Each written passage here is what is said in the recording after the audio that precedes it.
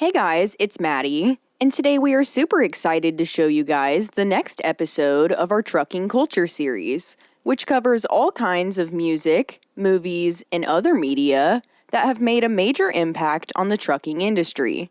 In today's episode number 5, we will be hearing all about the historic musician and truck industry icon, Mr. Merle Haggard. But before we begin, if you've enjoyed our videos this far and you'd like to help us continue to create more content, please consider joining our Patreon community by visiting patreon.com/JacksChromeShow. Those of you who become patrons will be treated to a video VIP pass with exclusive early access to all new episodes such as this one, as well as receive free decals, t-shirts, and truck posters. Interested in becoming part of our Patreon? Please visit the patreon.com/JacksChromeShow link in the description box below. And remember, folks, if your rig don't shine, you don't know Jack.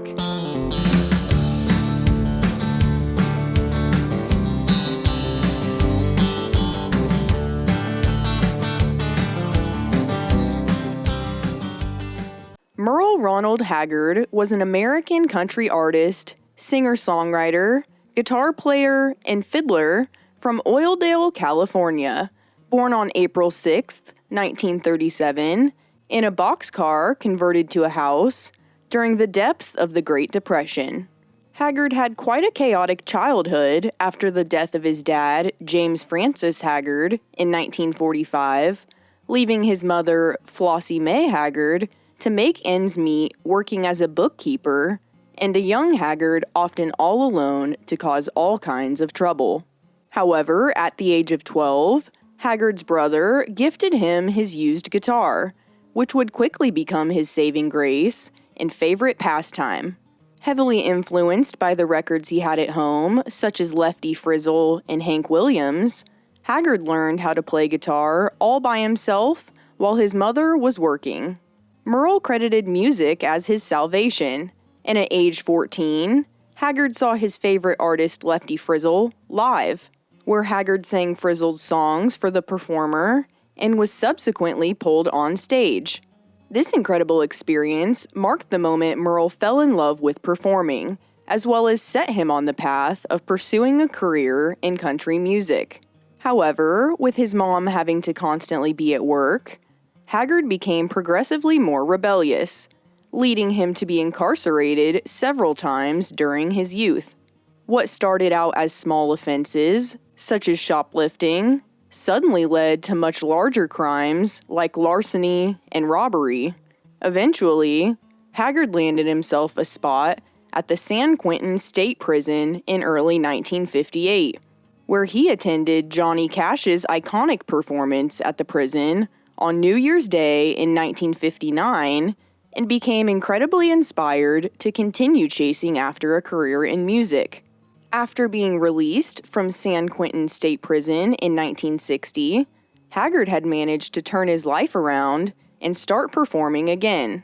After launching a successful country music career and signing with Tally Records, by 1962, Haggard had also started singing at the Wynn Stewart Show in Vegas, where he heard Wynn's Sing a Sad Song for the first time. After asking Wynn's permission to perform and re-record the song himself, soon Haggard had a hugely successful hit single on his hands by 1964. Following his first big hit, Haggard had another first happen the following year in 1965, with his first national top 10 record, My Friends Are Gonna Be Strangers. Haggard's career was off and running, and in 1967, he recorded I'm a Lonesome Fugitive with The Strangers, which quickly became his first #1 hit single. The whole 1967 album with The Strangers, entitled Branded Man, kicked off an artistically and commercially successful run for Haggard, and also led him to meet his soon-to-be bride, Bonnie Owens, who provided backup vocals on several of the album's recordings. Towards the end of the decade, Haggard composed several #1 hits, most of which came from his 1968 record, Mama Tried, including the self-titled song. In 1969, Haggard's first tribute LP, Same Train, Different Time, a tribute to Jimmie Rodgers, was released to acclaim. Also that same year, Haggard and the Strangers released another record titled O Key from Muskogee, full of lyrics loaded with Midwestern pride. The song was a skyrocketing success and soon became regarded as Haggard's signature hit song after topping the country charts and also hitting number 41 on the Billboard charts. Haggard's next single, The Fightin' Side of Me, was released by his record company in 1970 over Haggard's objections, as he had wanted to follow his harshly right-winged song Muskogee with a differently directed song dealing with an interracial romance entitled Irma Jackson. Haggard's 1970 LP, A Tribute to the Best Damn Fiddle Player in the World, dedicated to Bob Wills, helped him expand his audience even further, and eventually, Merle was widely regarded as one of the most famous country artists in the world. A couple years later, in 1972, Haggard starred in his first TV special, Let Me Tell You About a Song, which was a semi-autobiographical musical profile of Merle, produced and directed by Michael Davis. In 1973, the recession anthem, If We Make It Through December, was recorded and released, solidifying Haggard's status as a so-called champion of the working class. In May of 1974, Merle appeared on the cover of Time magazine, and the next year in 1975, he wrote and performed the theme song to the trucking television series Movin' On. By 1977, Merle had made the move over to MCA Records, where he continued his country career and began exploring themes of alcoholism on middle-age albums such as Serving 90 Proof in 1979 and The Way I Am in 1980.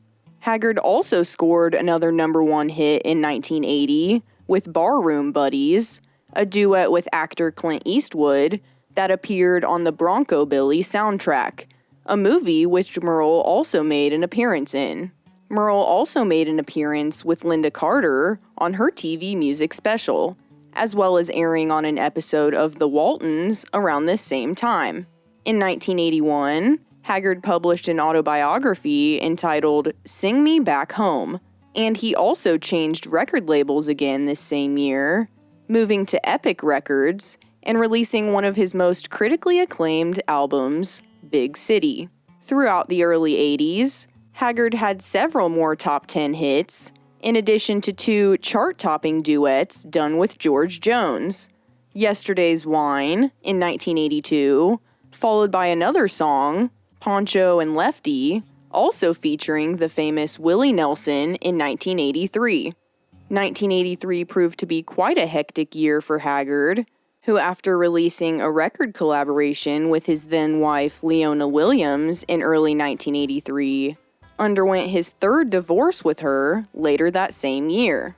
Sadly, this led Haggard to spend much of the 1980s decade drowning his sorrows with drugs and alcohol. Despite these ongoing drinking and drug issues, Merle still managed to win a Grammy Award in 1984 for Best Male Vocal Performance for his remake of That's the Way Love Goes. Additionally, 4 years later in 1988, Haggard scored another number one hit with Twinkle Twinkle Lucky Star from his smash album Chill Factor. The next year in 1989, Merle also recorded a rather controversial song called Me and Crippled Soldiers from the album Blue Jungle in response to the Supreme Court's decision to not allow banning flag burning. Unfortunately, Haggard was hampered by financial woes well into the 1990s, as his presence on the charts diminished in favor of newer country singers such as George Strait and Randy Travis. In 1993, Haggard was forced to file for bankruptcy and sell the rights to some of his songs in order to pay off debt. A little later in 1995, Merle also underwent a minor surgery to unblock several clogged arteries, and Haggard's overall health started deteriorating slowly, starting at this point. However, in 2000, Haggard made a comeback of sorts, signing with the independent record label Anti and releasing the record If I Could Only Fly. This was shortly followed up in 2001 with the homegrown record Roots Volume 1, which was recorded in Haggard's house, featuring a mix of Merle's originals and other artists like Lefty Frizzle and Hank Williams. After this mashup album, Haggard had his record Haggard Like Never Before released in 2003. This was followed up in October of 2005 with his record Chicago Wind, which contained a controversial anti-Iraq war song called America First. Haggard also joined forces with George Jones and Willie Nelson again around this time, releasing Kicking Out the Footlights again in 2006 with Jones, and The Last of the Breed in 2007 with Nelson. In November of 2008, Haggard announced he had been diagnosed and treated for lung cancer, during which part of his lung was removed. Less than 2 short months after returning home to recover from his surgery, Merle was out playing more shows. He continued to tour and record right up until shortly before his death, putting out the strongly reviewed record I Am What I Am in April 2010 and performing one of his last shows in January of 2014 at the 56th Annual Grammy Awards, alongside other industry icons including Chris Christopherson, Willie Nelson, and Blake Shelton.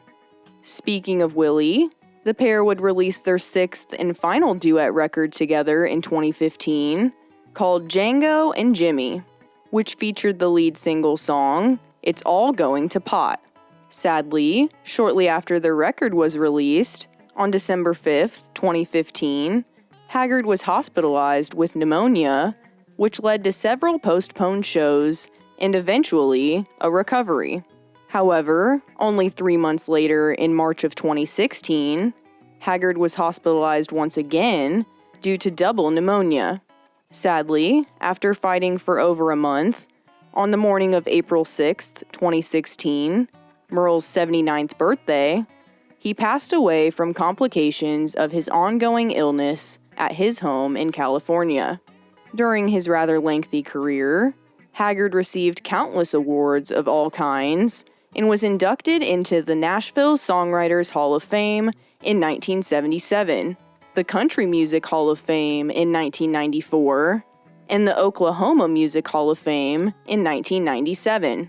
Haggard had also received a Grammy Lifetime Achievement Award in 2006 and was honored as a BMI icon that same year.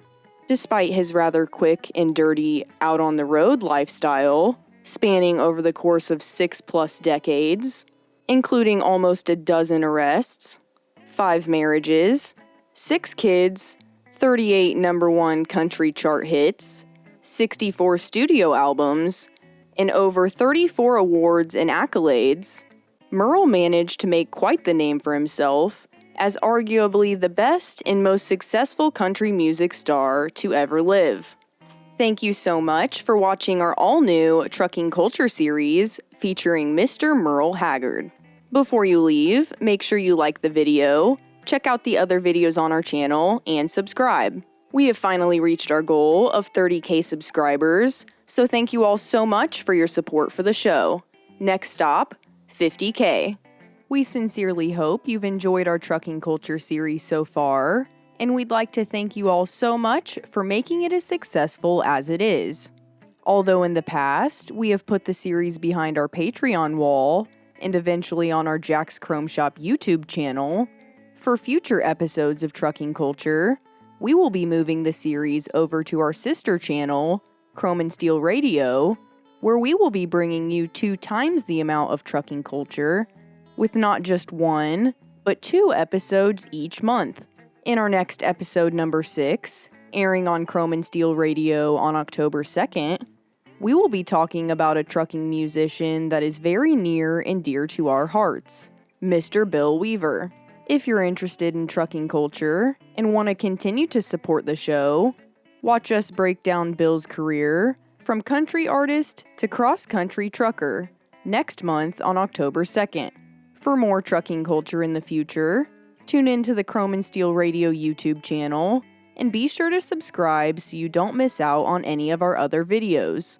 Thank you all for watching, and we hope you'll come follow us on our sister channel, found in the description box below, so you can stay caught up on all things Chrome.